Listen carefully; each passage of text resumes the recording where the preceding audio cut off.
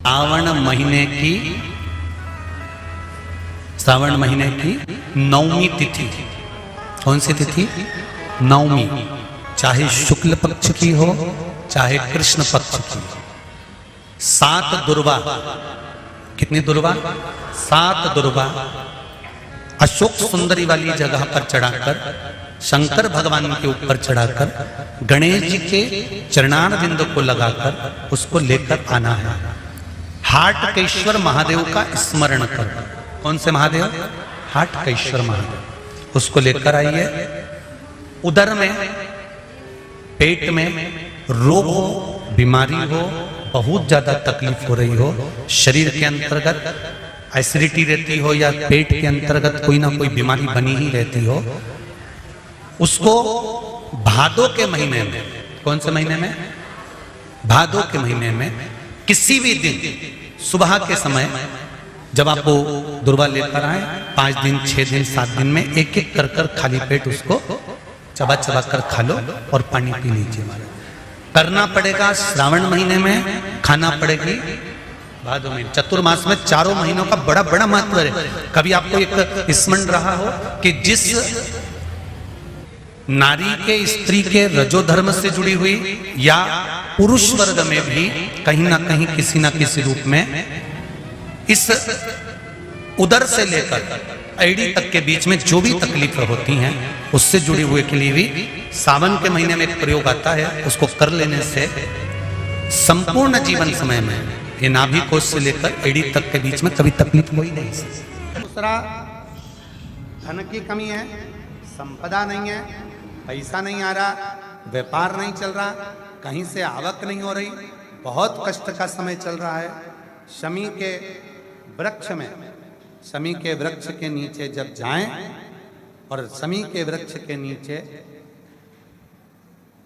सोमवार के दिन और शुक्रवार का दिन, दोनों दिन में से कोई सा भी एक दिन पकड़ लें, जिस दिन हमें शमी के वृक्ष के नीचे जाकर घी का 1 दीप समर्पित करना है और 7 चावल के दाने समर्पित करना है।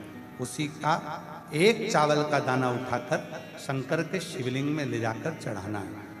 आपको मालूम ही नहीं पड़ेगा कैसे आप धीरे धीरे संपदावान बनते चले जाएंगे। शमी का पौधा वैभव देना प्रारंभ कर। शमी, मेहनत आपकी है, संघर्ष आपका है, आपको परिश्रम भी करना है और साथ में ये कर्म भी करना। तीसरा, यदि कोई व्यक्ति नशे में धुत हो जाए और नशा समाप्त ही नहीं होता, मदिरा के नशे में इतना डूब गया कि वो छोड़ने को तैयार नहीं, शमी के वृक्ष के नीचे शिवलिंग का निर्माण करो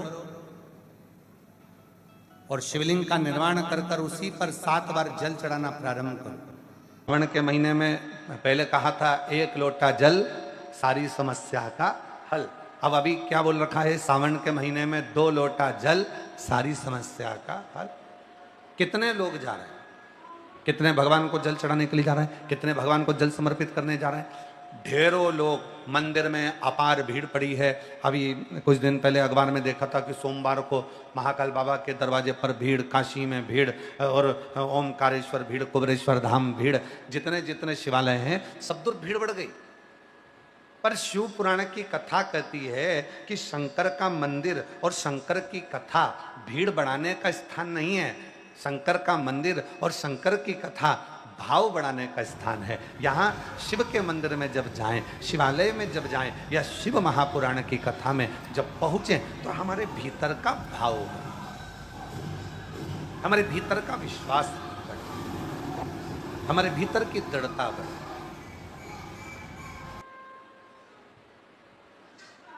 और जब हमारा विश्वास बढ़ता है, जब हमारा भरोसा बढ़ता है, जब हमारी दृढ़ता बढ़ती है तो अपने आप कार्य सफल होता है। मंदिर तो ढेर जा रहे हो, शिव मंदिर में भीड़ लगी पड़ी हुई है, सारे शिवालयों में भीड़ लग गई। शिव महापुराण ने संसार के लोगों को मंदिर जाना सिखा दिया। सारे शिवालय भरे पड़े हुए हैं, पर शिवालय तक तुम जाओ, शंकर जी को रोज सावन के महीने में 2 लोटा जल चढ़ाओ, और उस जल के साथ में तुम्हारा विश्वास भी शिव के चरणों में हो। क्या सोचकर जा रहे हो? केवल शंकर सोचकर नहीं, केवल ये सोचकर नहीं जाना कि शिवालय, केवल ये सोचकर नहीं जाना कि मंदिर है, केवल ये विचार कर नहीं जाना कि भगवान शंकर का शिवलिंग पत्थर का है, पाषाण का है, लकड़ी का है, पारद का है, स्फटिक का है, मुझे जल चढ़ाना। ना ना ना, शिवालय जाना, शंकर के मंदिर जाना तो ये विचार कर जाना कि अपने पिता से, अपने बाबुल से, अपने बाबा से बात करने जा रही हूँ। वहाँ मेरा पिता बैठा है, वहाँ मेरा बाबुल बैठा है, वहाँ मेरा जगत का बाप बैठा है, और जब मैं अपने दिल की बात अपने पिता से कहूँगी, अपने मन की बात जब अपने बाबुल से कहूँगी, तो निश्चित है कि मेरा पिता मेरी बात को सुनेगा और मेरे गोद में मेरी झोली जरूर भरेगा, ऐसी कृपा जरूर करेगा। तो जल के साथ में विश्वास लेकर जाए। जिसके घर में संपदा की कमी होती है, जिसके घर में कर्जा बढ़ जाता है, लक्ष्मी नहीं आती, बहुत टेंशन की जिंदगी जीता है मनुष्य, व्यापार चल नहीं रहा, बहुत तकलीफ का जीवन चल रहा होता है, तो आज भी नियम है महाराज, आज भी नियम कि सोमवार, शुक्रवार, ये 2 बार ऐसे हैं, इन 2 बार को यदि कटोरी में थोड़ा सा शहद रखकर, मधु रखकर, यदि लक्ष्मी जी का स्मरण किया जाए और माता लक्ष्मी जी का स्मरण कर एक लाल पुष्प उस कटोरी के सम्मुख में माता लक्ष्मी का नाम लेकर रखा जाए, और बाद में वही शहद, वही मधु और वही पुष्प सोमवार का दिन और शुक्रवार के दिन लक्ष्मी का पूजन कर स्मरण कर दूसरे दिन, शुक्रवार के दिन पूजन करें, शनिवार के दिन उस मधु का, उस पुष्प का विसर्जन करें, सोमवार के दिन पूजन करें लक्ष्मी जी का स्मरण कर और मंगलवार के दिन अगर विसर्जन करें, 5 या 7 सोमवार या शुक्रवार को यदि आप मधु का भोग लक्ष्मी जी को लगाना प्रारंभ कर दें, शिव का नाम स्मरण कर तो उसके घर में कभी संपदा की कमी नहीं होती, लक्ष्मी उस संपदा को बढ़ाती है। और हम तो यहां तक कहेंगे, प्रयास करो, अगर आपके घर में छोटा सा शिवलिंग विराजमान है, आपके घर में अगर छोटा सा शंकर जी का शिवलिंग है, छोटा सा शंकर भगवान का शिवलिंग है, या आपके घर में कुबेरेश्वर धाम का कंकर है, और आपके घर में यदि शंकर भगवान का शिवलिंग है, या सीहोर का रुद्राक्ष हो, या शंकर भगवान का शिवलिंग हो, या कंकर शंकर हो, तो निवेदन है जहां पर भी शिवलिंग आपके घर में विराजमान है, अगर छोटी सी कटोरी में एक बेलपत्र को आप नीचे रखिए, छोटी सी कटोरी उस बेलपत्र के ऊपर रखकर उसमें थोड़ा सा मधु, शहद, शंकर भगवान की साक्षी में शिव जी के सामने अगर शुक्रवार की शुक्रवार रखना प्रारंभ कर दो, धीरे धीरे संपदा की वृद्धि अपने आप होना प्रारंभ हो जाए। मधु, देवी भागवत का यह प्रसंग है, छठे स्कंद का 16वां और 17वां अध्याय देवी भागवत का वर्णन करता है। मां लक्ष्मी पृथ्वी पर आ गई, रात्रि को देखा कहीं स्थान नहीं, एक बूढ़ी के स्थान पर, बूढ़ी के दरवाजे पर जाकर विनय करी, शहद मधु पाने को मिला, वर दे दिया, मैं तुझे वर देती हूं, तेरे घर में कभी संपदा की कमी नहीं आई। तूने मुझे मधु दिया है, तूने मुझे शहद दिया है। 56 भोग दीपावली के दिन माता लक्ष्मी को लोग लगाते हैं, ढेरों सारा गुजिया, पपड़िया, बर्फी, चक्की, मठरी, खाजे, पपड़िया सब लक्ष्मी जी को भोग लगाते हैं। पर यदि एक पान के पत्ते पर भी एक बूंद अगर शहद का दीपावली के दिन अगर रात्रि को भी लक्ष्मी को भोग लगा दिया जाए तो कभी संपदा कम नहीं, कभी संपदा। एक बूंद मधु का, शहद का यदि सामने रखा जाए, लक्ष्मी जी के भोग लगाया जाए, तो संपदा की कमी नहीं आ सकती, क्योंकि मां वर देती है। पहले की कथाओं में कहा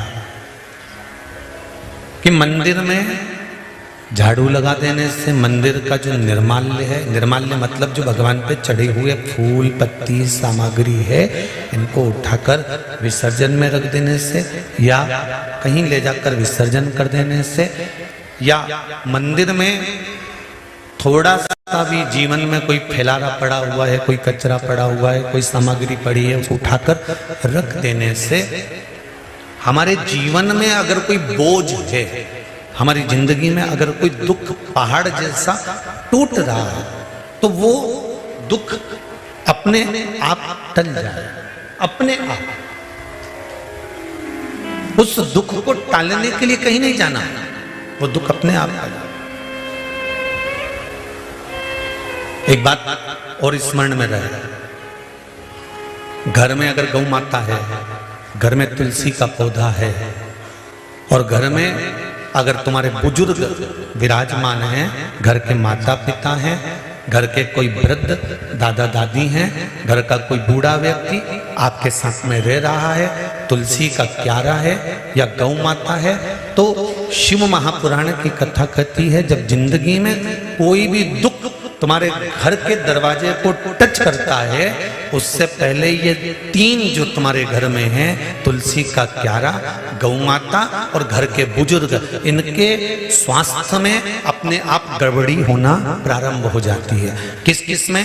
तुलसी का क्यारा मुरझाने लगेगा, तुलसी सूखने लगेगी, कितनी भी बारिश हो थोड़े दिन अच्छी रहेगी, फिर वापस मुरझा जाएगी।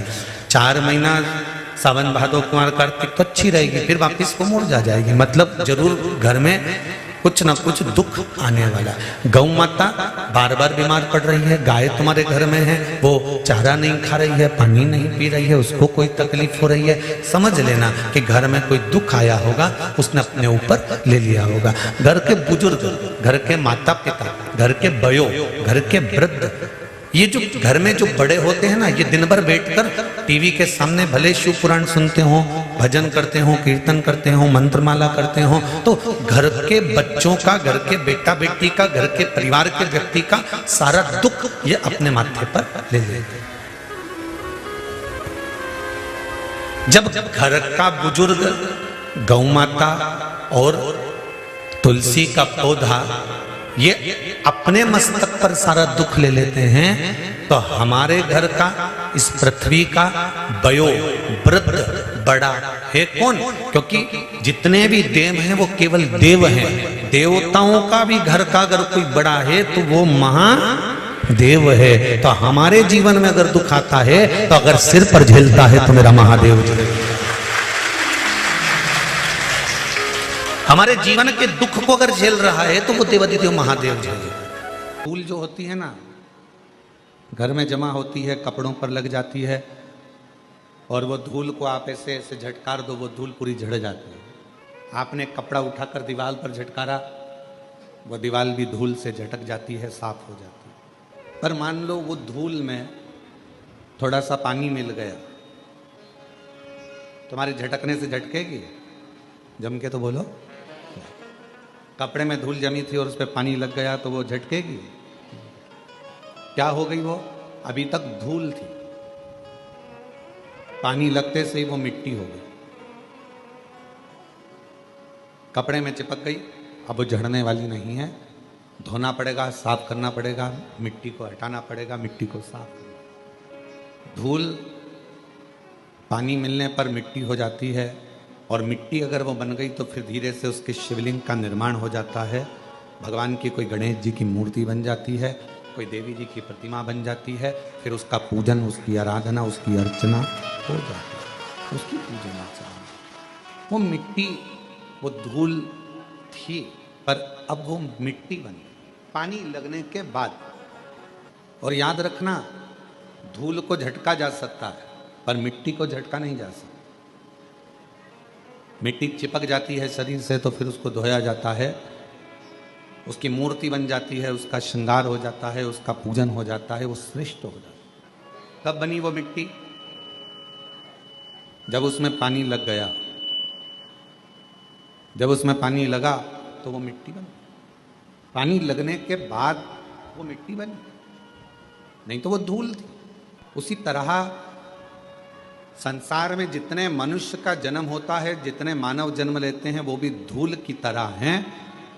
पर जब भक्ति का जल उसमें मिल जाता है, भगवान शंकर की अविरल भक्ति का जल, शिव महापुराण की कथा का जल, सत्संग का जल जब उसे लग जाता है तो वो मनुष्य फिर धूल नहीं रहता, वो एक मिट्टी की तरह एक मूर्ति बनकर संसार में पूजा आ जाता है, पूजा आ जाता है। फिर वो धूल नहीं रहा। जब तक शिव की शरण में नहीं आए, जब तक भगवान शंकर की शरण में आप नहीं आए, जब तक शिव की शरण में आप नहीं पहुंचे, तब तक धूल थे। कोई ने झड़ा दिया, झटका दिया, कोई ने कुछ कह दिया, कोई ने कुछ बोल दिया, कोई ने अपशब्द कह दिया, कोई ने ताना दे दिया, कोई ने गाली दे दी, कोई ने आड़ा टेढ़ा कह दिया, और आप मन से दुखी हो गए। आप हृदय से दुखी हो गए, आप हृदय से नेत्रों से नीर बहने लगा, आंखों से आंसू बहने लगे, फिर आप दुखी हो गए, दुखी। पर जब शिव की कृपा हो जाती है, भगवान शंकर की करुणा हो जाती है, जब मेरे उघड़दानी दया करना प्रारंभ कर देते हैं और अपनी भक्ति का थोड़ा सा जल, अपनी भक्ति का थोड़ा सा जल आपके शरीर के इस आत्मा को, चित्त को छूता है, फिर आप केवल साधारण नहीं रहते, आप धूल नहीं रहते, आप कुछ श्रेष्ठ बन जाते हो, आप कुछ खास बन जाते हो। जब आप में श्रेष्ठता आ जाती है, आप जब कुछ खास बनते हो, श्रेष्ठ बनते हो, आप में कुछ अच्छाइयाँ आ जाती हैं, तो फिर जितना संसार में रहने वाला मानव है, जितना मनुष्य, दुनिया के जितने लोग हैं, फिर आपका आदर, सम्मान, सत्कार करना प्रारंभ कर देते। श्रेष्ठता श्रेष्ठता कब प्राप्त हुई? क्या बना चला रहे हो? श्रेष्ठता कब आई? श्रेष्ठता कब प्राप्त हुई? श्रेष्ठता कब मिली? जब भगवान की अविरल भक्ति, भगवान के निर्मल भक्ति का जल आपको और हमको प्राप्त हुआ। जब भगवान की अविरल भक्ति का जल आपको और हमको मिला, और कृपा की ना हो जो आदत तुम्हारी, तो सुनी रे